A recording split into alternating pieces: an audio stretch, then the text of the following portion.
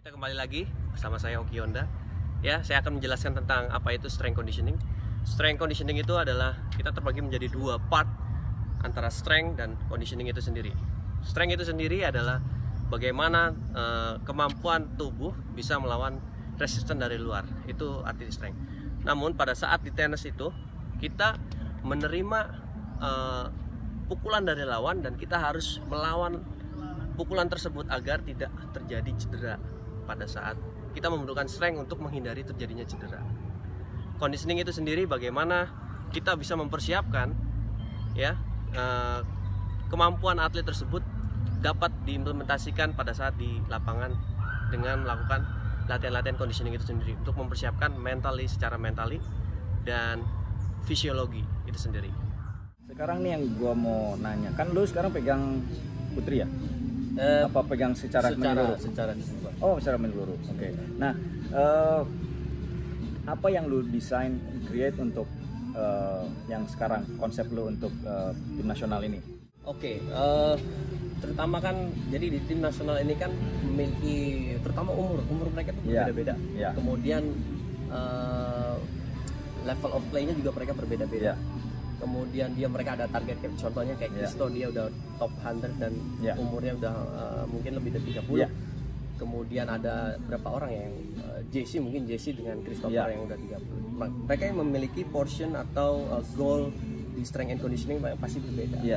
Dibanding kayak semacam kayak Jenis ataupun Priska itu memiliki kebutuhan, dan kita lihat dari hasil profiling atlet itu pertama. Jadi dalam mendesain latihan kita juga harus mengetahui juga profil dari masing-masing individual. Betul. Jadi Christo segala macam itu apa weakness dan strength-nya di mana. Nah, kita apply apa goalnya mau ke depannya seperti apa. Si Christo misalkan dia develop apa dan memiliki kelemahan pada saat di lapangan seperti apa. Nanti kita attach dengan kita punya program yang bisa masuk ke area sana. Misalkan ada muscle imbalance di Priska contoh, karena dia ada bagian part bodinya itu ada yang tidak seimbang antara kanan dan kiri. Kemudian saya harus bisa membalancekan antara kanan dan kiri seperti itu. Cakep tuh. Kemudian kalau misalkan Christo, dia lemahannya adalah dia sering terjadi cedera dalam arti dia turnamennya banyak sekali. Betul.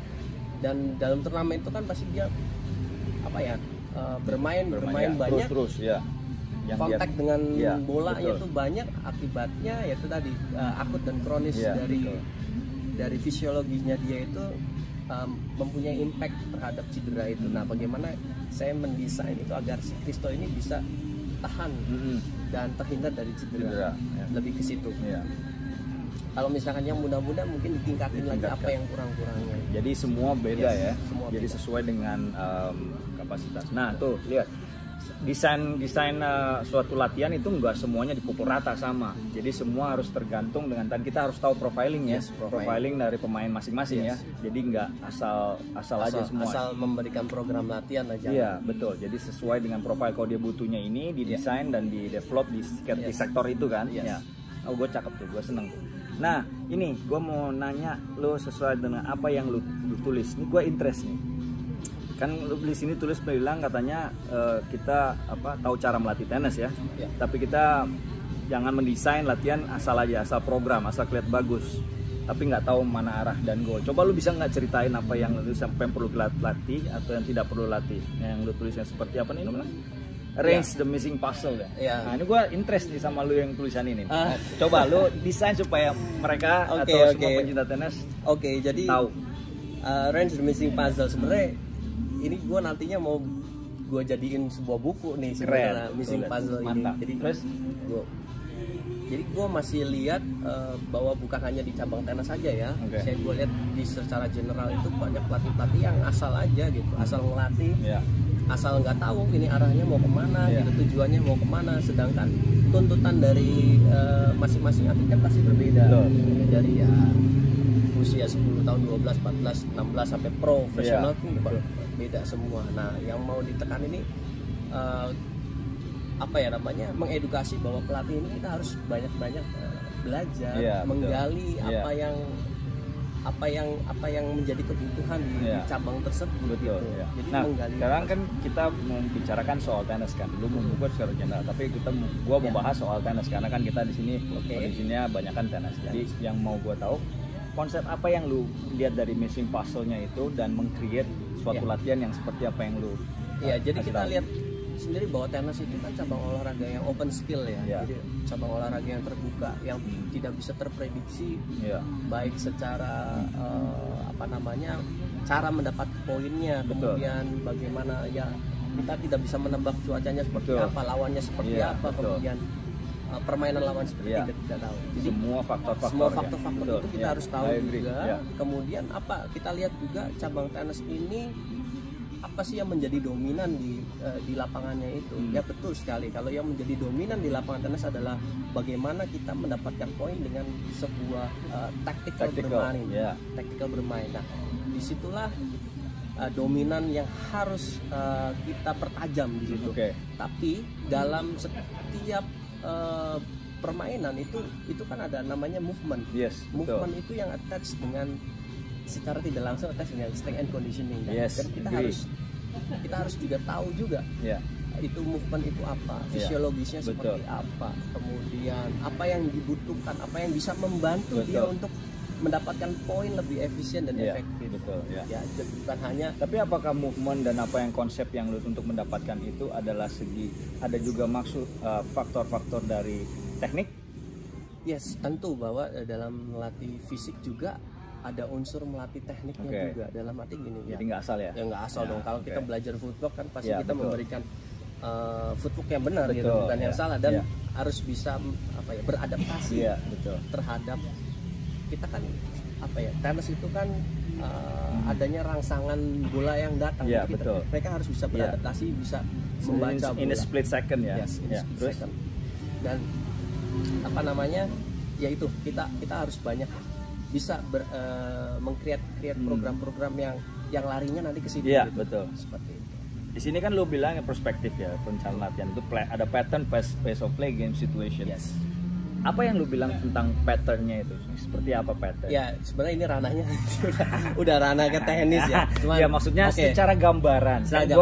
Gua kan supaya kita tuh setelah itu semua tahu istilahnya kan, mereka supaya bisa tahu bahas apa itu pattern, apa itu pace of play, apa itu game situation, ya kan, supaya secara gambaran. Secara gambaran. Jadi secara gambaran dalam misalkan si A dan si B ini sedang berhadapan, tentunya kita memikirkan bagaimana strategi untuk mengalahkan lawan. Betul. Nah, dalam menentukan sebuah strategi, tentunya kita harus mengaplikasikan dengan taktik bermain.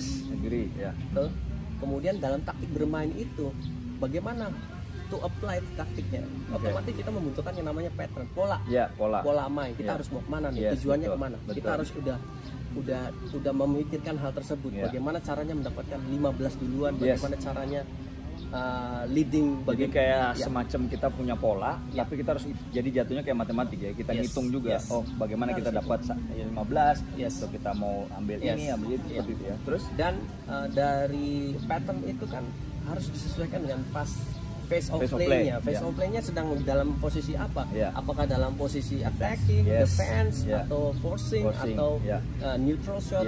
Nah, itu harus terintegrasi. Kemudian disesuaikan juga dengan game type-nya. Game type game situation-nya.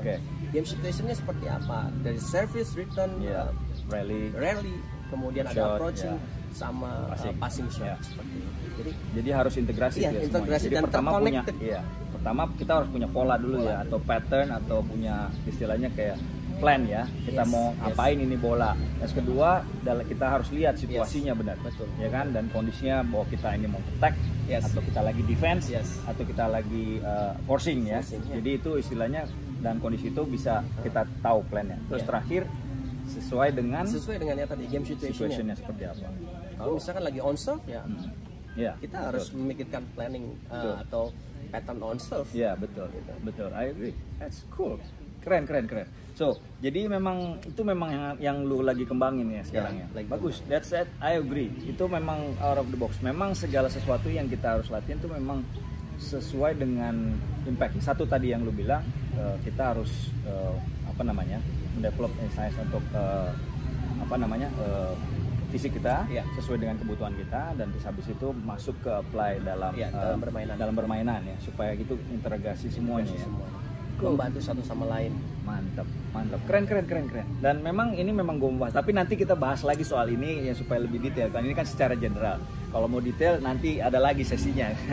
Ini kita bisa ngobrol-ngobrol mungkin panjang gitu urusannya. Panjang, kita bisa bikin episode banyak. Ini bisa next episode. Banyak episode yang bisa kan dibuat pelajaran-pelajaran. Nanti kalau mau saya tanya atau mau apa bisa di situ nanti. Yang jelas pasti ada sana. Oke. Nah, sekarang plan lu sekarang ke depan ini apa? Untuk plan lu dalam misi dia tim NAS ini ke depan mau seperti apa?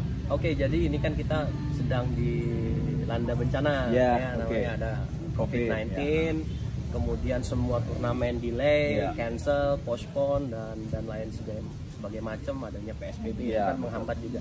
Nah, saya mendiskusikan kepada para pelatih bahwa untuk mendesainnya kita tidak perlu ada yang namanya target buat bagaimana caranya.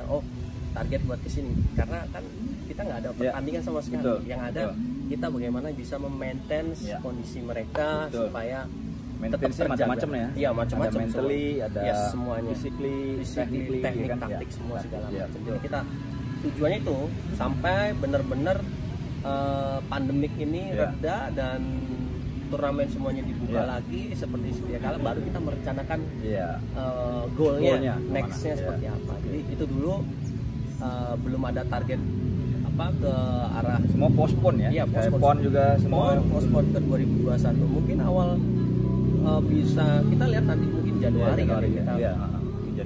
Januari itu udah. Ini kalau nggak salah ITF sampai Juli ya, nggak salah ya. Yes. Postpone until Juli. Kalau kita lihat sih memang ada beberapa, bukan turnamen sebenarnya, eksibisi kan. Eksibisi ya yang sudah dengan rules yang sangat baru ketat. Ya. Gimana tuh menurut pandangan lu tentang yang kondisi, kan gue baca tuh email dari ITF kan, dan kondisi yang harus protokol yang baru, terus ada wacana nggak ada penonton. Ya, saya sih menanggapi. Menurut lu gimana ya? Tenis nggak ada penonton. Iya.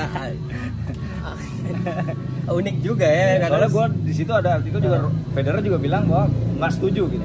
At least 50% dalam stadium itu harus full. At least 50%. Saya lihat sih kalau misalkan totally tidak ada penonton ya nggak seru juga ya. Nggak seru juga, apalagi kalau kita kayak bola gitu. Kompetitif ya. Iya, exactly ya. Apalagi kalau bola yang cuman ditaruh apa sih itu? Taruh kayak foto-foto orang. Foto-foto. Lucu banget gitu ya. Jadi kalau buat gue terus terang ya, gue juga nggak setuju ya kalau misalkan full totally nggak ada penonton sama sekali. Tapi kalau soal protokol yang bola masing-masing, terus mesti harus berjaga. Untuk saat ini gue setuju.